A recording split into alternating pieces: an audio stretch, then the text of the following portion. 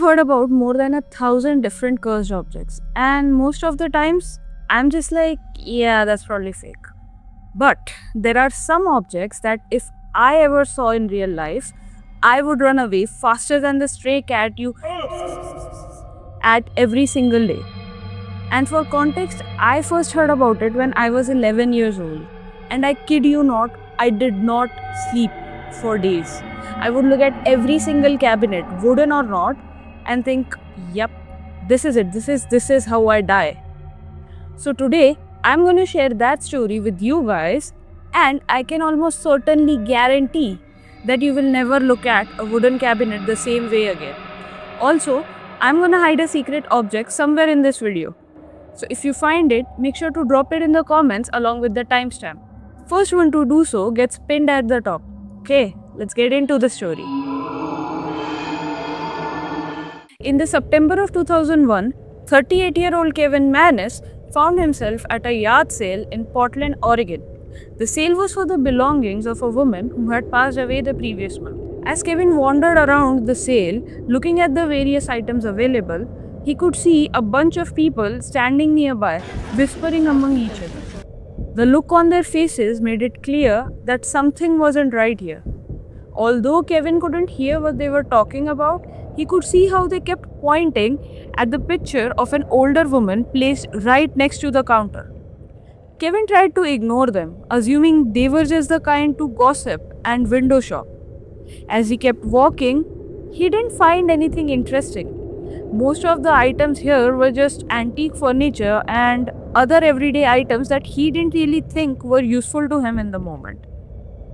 That was until his eyes fell on the most beautiful wooden wine cabinet. Barely half a meter tall, its surface was covered in dust from years of being out of use. For a moment, Kevin just stood there looking at this box. It had the most intricately designed black grape wine on its front door that contrasted strongly against its light brown skin. Kevin owned a small furniture refinishing shop of his own, and so his mind already started going into how he was going to refinish this. He wasn't initially planning on buying anything, but this box, it changed his mind. He picked it up along with a few other items and made his way over to the counter. Placing them on the table, he pulled out his wallet to pay. The granddaughter looked up at him with a smile. "I see you've gotten the debug box," she said. Kevin noticed how her eyes were fixed on the cabinet in his arms, and so he smiled back at her. He told her how it was his mom's 60th birthday soon and how he was gonna refinish this box and gift it to her. She smiled again, telling him how her grandmother was the original owner of the box. She told him how her grandmother was a survivor of a concentration camp back in her days and how, after escaping it, she made her way to Spain. That's where she first found the cabinet. Kevin listened attentively. He was genuinely curious about the origins of the box. Also, he finally understood what all these people were whispering about. He tried to ignore them, instead focusing on the woman. He started asking her all these various questions that popped up in his head. And the woman answered honestly. She told him how when she was a little girl, her grandma would always keep this box locked away in a separate room out of the girl's reach. Kevin asked her what was inside it, and she told him that she asked her grandmother the same question a dozen of times, but every time she would just spit through her fingers thrice before saying, "K Salim." Well, what does it mean? But she honestly didn't know. She told him how her grandmother always told her to never ever open the cabinet under any circumstance. In fact, her grandmother had wished that the box be buried with her after her death, but that was simply against the Jewish rituals, and so her last wish remains unfulfilled. That's how this cabinet ended up in this yard sale.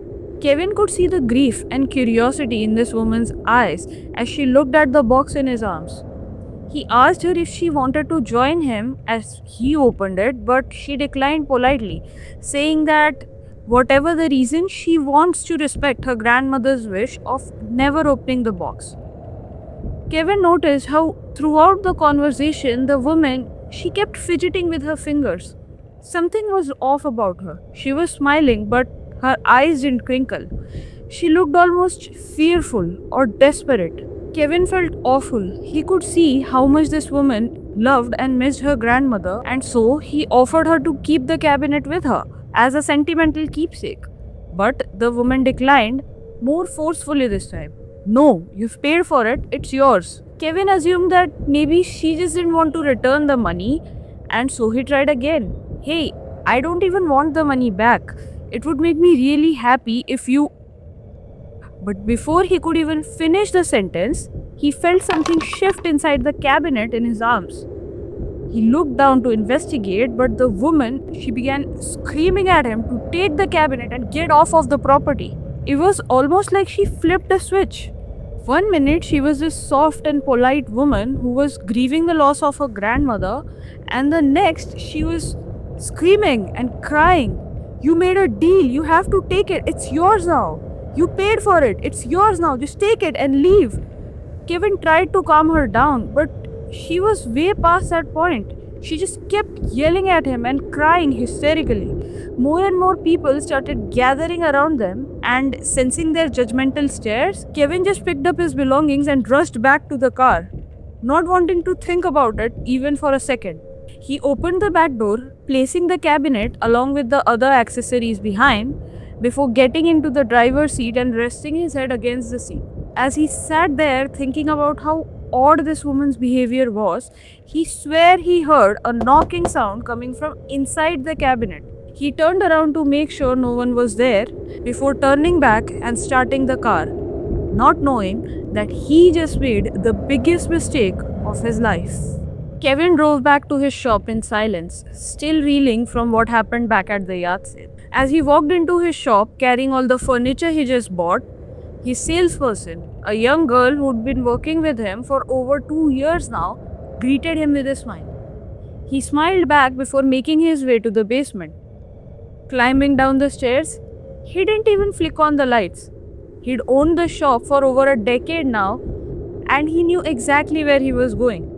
So, in the dark, he made his way over to the table where he usually worked, placing all of the furniture on top of it before making his way back upstairs. He told his salesperson that he had some errands to run and that she should lock up the place before leaving if he does not return on time. She smiled and waved at him. This wasn't anything new for her. Kevin would often leave her in charge of the shop and even have her lock up in case he got stuck up in a meeting. And so, Kevin smiled back. Call me if you need anything. And with that, he climbed back in his car and drove away. About 20 minutes later, Kevin's phone starts ringing. He picks it up to see that it's his assistant. He's almost at his destination, and so he assumed that she's just calling to remind him of something. But as soon as he picked up the call, he could hear her screaming frantically. Hello? What's going on? Kevin asked. But the woman, she kept screaming and begging him to come back as fast as he can, as there was someone inside the shop. In the background, Kevin could hear the sound of glass shattering. He immediately took a U-turn and began rushing towards the shop, going over 100 miles per hour. As he drove, he kept asking his assistant to calm down and that he was going to be there any minute, but she kept crying, telling him how the main exit and the emergency exit are both locked and that she cannot escape. She's stuck inside the shop with an intruder. As Kevin finally reached the shop, he got out of the car and rushed towards the gate, only to realize that it was in fact locked. As he walked inside, he saw his salesperson lying in a corner, curled up and crying hysterically. He rushed over to her, making sure she wasn't injured, before picking up a wooden plaque and making his way to the basement. As he climbed down the stairs, he was immediately hit with the unmistakable smell of cat urine, which was strange because Kevin never owned a cat, nor did he ever allow a cat in his shop. As soon as he got down, he immediately flicked the light switch, but nothing happened. He made his way over to the cabinet he knew held a flashlight. As soon as he switched it on, a small area of the basement was illuminated. Kevin started scanning the area slowly, the wooden plaque clutched in his other hand tightly, ready to strike at the smallest moment. After making sure there was no one except him in the basement, he finally raised the flashlight to look up. To his surprise, he saw that all the 9 bulbs and the fluorescent tube light were all shattered. He immediately pointed the flashlight down, noticing the millions of tiny glass shards laying on the floor. He felt them crushing under his shoe when he made his way over to the cabinet, but he was just so scared that his mind didn't register. He looked around the whole area once again. His heart was still pounding against his chest. There was no intruder there. He ran upstairs, remembering how his salesperson was so terrified when he had first arrived. But to his surprise, she had left. She never talked to him again. She only sent him an SMS telling him that she will not be working with him anymore. She never told him what happened that day. She never answered his calls again. She was just gone. After a while, he sat back down in the sales area, wondering what the hell even happened after he left. His eyes wandered back to the basement door and he froze. Wait a minute. There was only one door to enter and exit the basement. So it was nearly impossible for someone to be in the basement and not collide with him on their way out.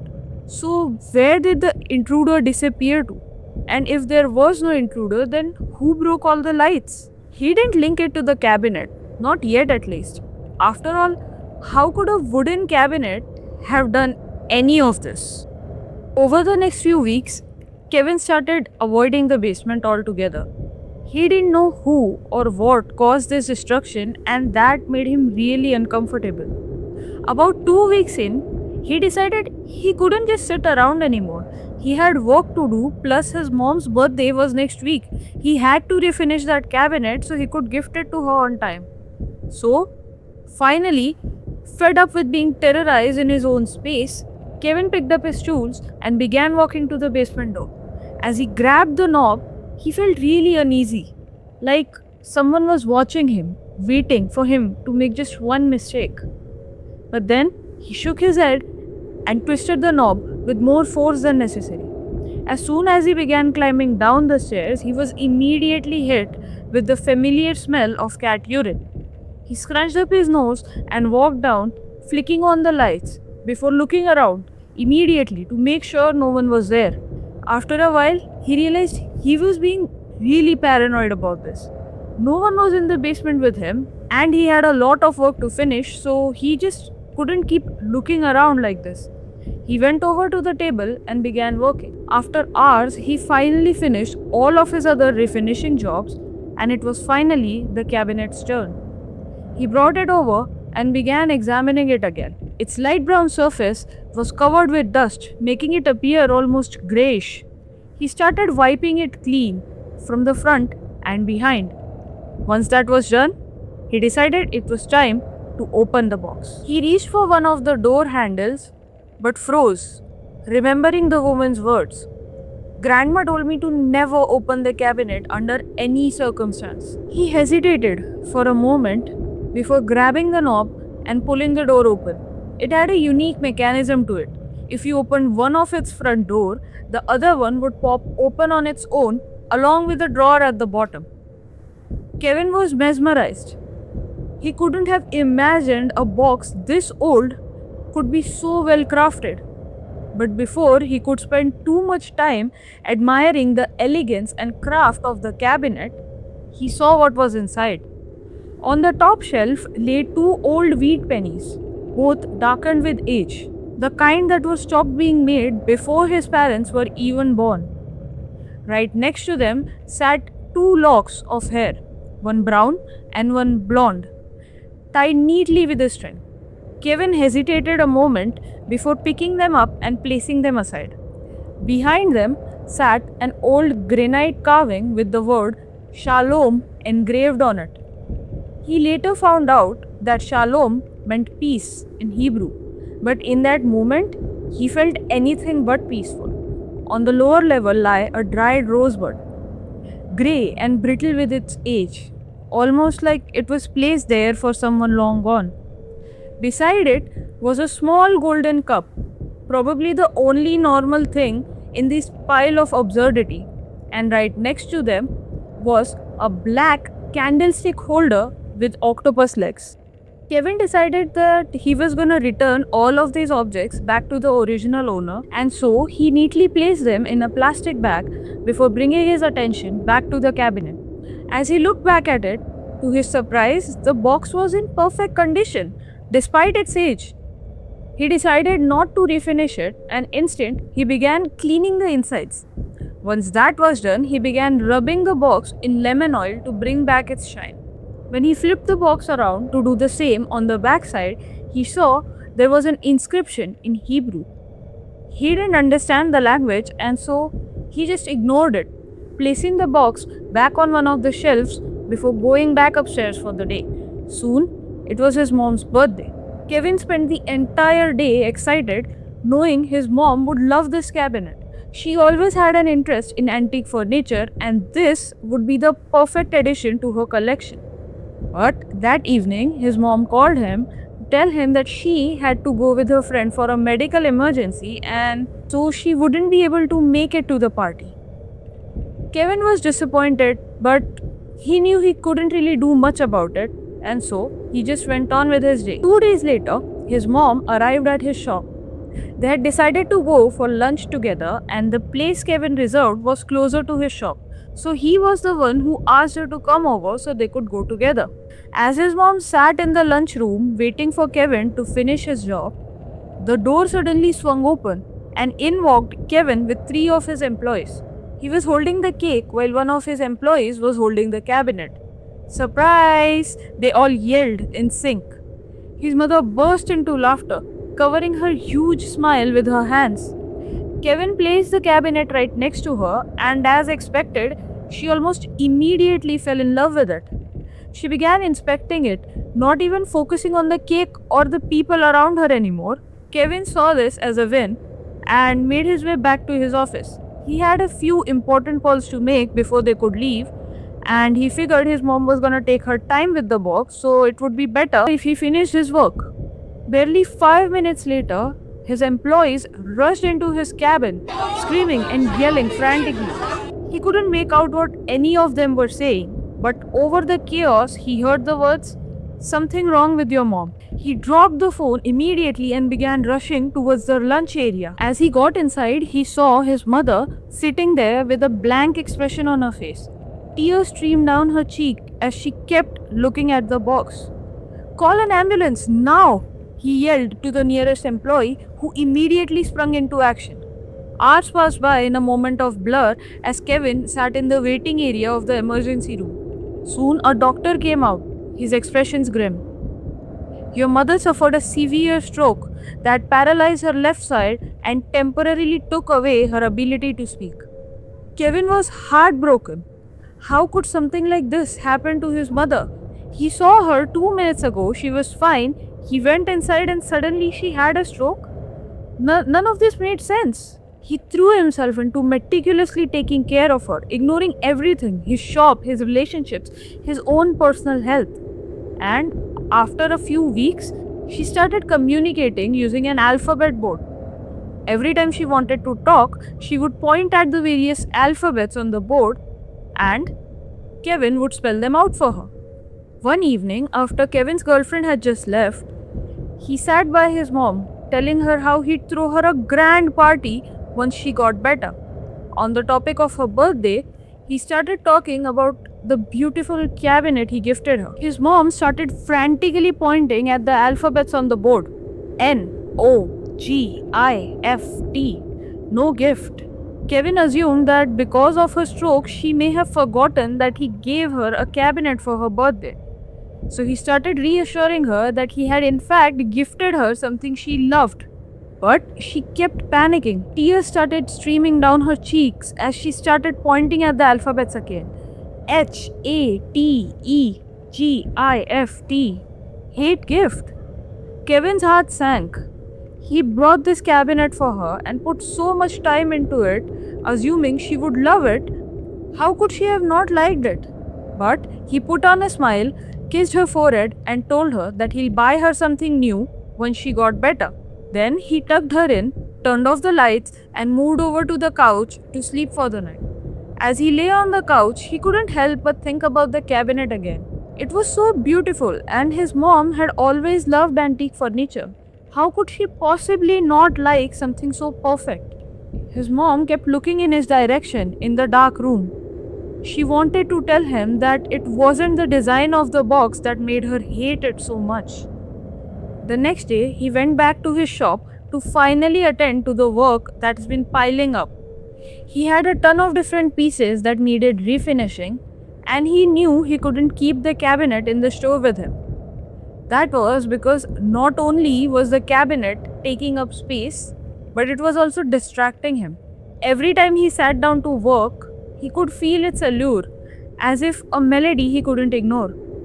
So he decided to give the cabinet to his sister for a while so he can finally catch up with the work. That evening, his sister came over and took the cabinet with her. Kevin spent the entire next week locked away in his basement, working. He was so engrossed in work, he didn't go home or even to the hospital. He didn't have enough time to eat, let alone to stay in touch with anyone.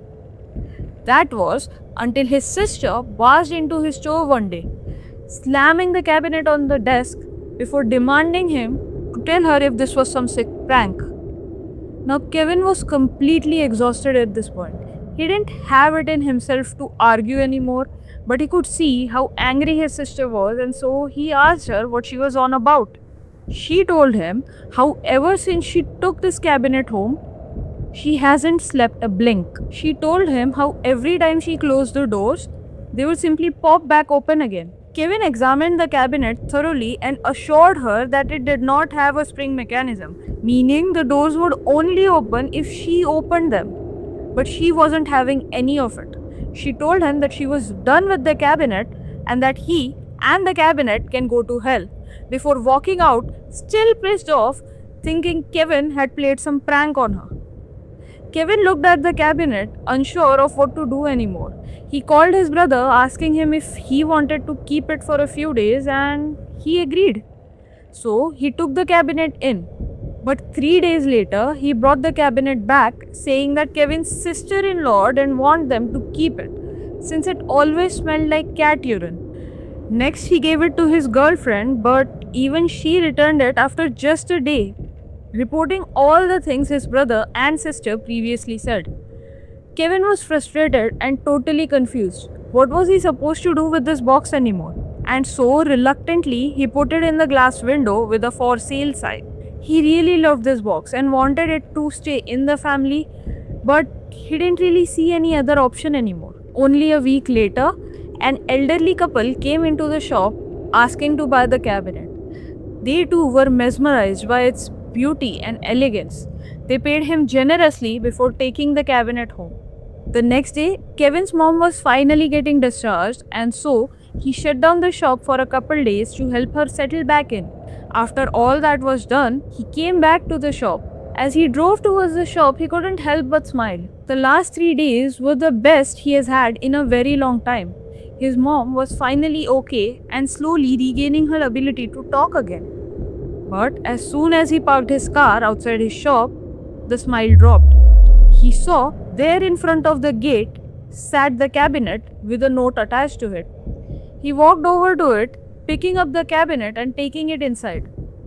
The note simply read, "This has bad energy." He assumed it was from the old couple, but he was surprised that the couple just left it outside after paying such a hefty sum for it. He took that as his sign, and that night, he finally took the cabinet home. As he walked inside, carrying the cabinet in his arms, he felt a sense of happiness. He'd wanted this cabinet for so long, and since everyone rejected it, it was finally his.